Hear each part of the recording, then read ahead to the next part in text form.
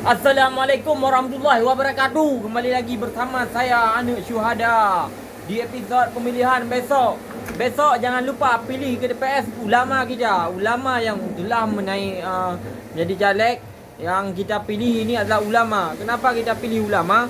Untuk mensupport, untuk mendukung gerakan ulama untuk pesabah Aceh yo.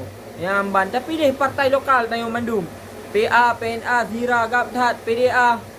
Ya, ban. PNA, ya, ban. Tak pilih tengok partai lokal untuk menang Aceh pemerdeka Aceh dengan referendum ni deh. Ya, ban. Dah referendum untuk gembus suara di DPR watek dah referendum. Mereka gembus suara di DPR tengok insya-Allah tengok akan rakyat akan tergerak dan akan difasilitasi oleh pemerintah Aceh itu sendiri. Maka pilih Parnas. Pilih singa adalah partai lokal. Ya, ban. DPA ulama yang kah gegar mupakat kamu musyawarah kasabuh dengan partai politik PNA, PA, PDA kah bersatu. Maka tengok rakyat tahu dukung. Tak dukung tengok partai lokal Mandum.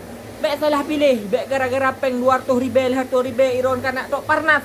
Yang ban, nyo lem pegah untuk lem sayang ke nanggro, lem sayang ke bangsa.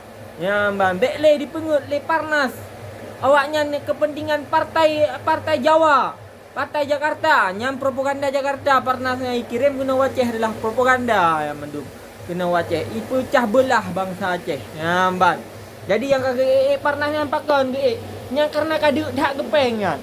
Nambat. Nyo jadi ni pilih adalah partai lokal.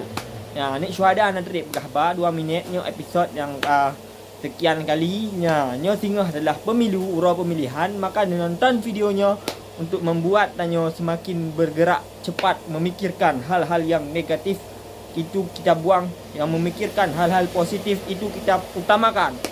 Nyamban sehingga pikiran negatifnya tak apa.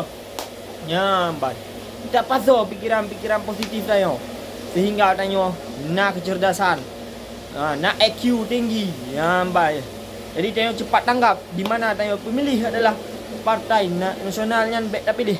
Tak pilih partai lokal. Ya, ban. Cepat tangkap tengok nah. Ya, ban. Sekian mentang. Assalamualaikum warahmatullahi wabarakatuh. Bagi aju ke rakan-rakan Bandung.